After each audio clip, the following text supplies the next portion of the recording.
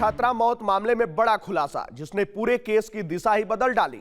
Shambhu girls hostel से सामने आए 10 मिनट 54 सेकंड के सीसीटीवी फुटेज ने न सिर्फ घटना की टाइमलाइन को उलझा दिया है, बल्कि पुलिस और एसआईटी की शुरुआती थ्योरी पर भी गंभीर प्रश्न चिन्ह लगा दिए हैं।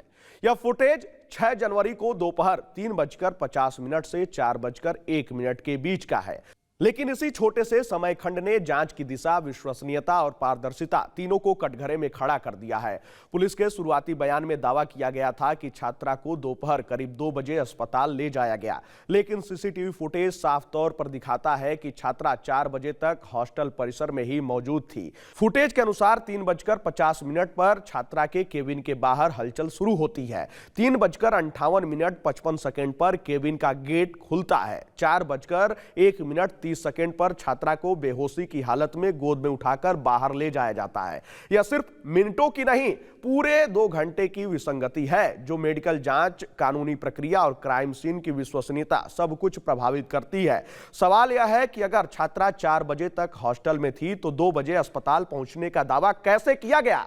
पुलिस और एसआईटी की जांच में कहा गया कि छात्रा के केबिन का दरवाजा तोड़ा गया था, मगर सीसीटीवी फुटेज एक अलग ही कहानी बयां करता है। वीडियो में साफ दिखता है कि एक लड़की टेबल पर चढ़कर ऊपर से हाथ डालती है और कुंडी खोलती है।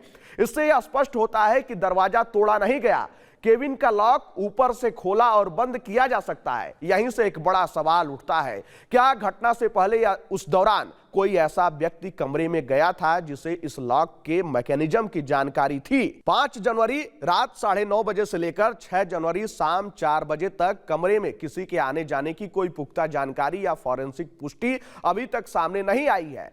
सीसीटीवी में छात्रा को बेहोशी की हालत में गोद में उठाकर ले जाया जाता दिखता है। आमतौर पर किसी भी हॉस्टल या संस्थान का स्पष्ट प्रोटोकॉल होता है, पहले पुलिस और एम्बुलेंस को सूचना दी जाए, लेकिन फुटेज में यह कहीं नजर नहीं आता। दरवाजा खुलते ही हॉस्टल के कमरे में आवाजाही शुरू हो जाती है। कोई पानी लाता है, कोई कंबल, कोई रोता है। कुछ ही देर में हॉस्टल खाली हो जाता है। लेकिन हैरानी की बात यह है कि 3 दिन तक कमरे को क्राइम सीन मानकर सील नहीं किया गया, न एंटी लॉक बना, न सबूत सुरक्षित हुए। या तो पुलिस को देर से खबर दी गई या खबर मिलने के बाद भी आंखें मूंद ली गई।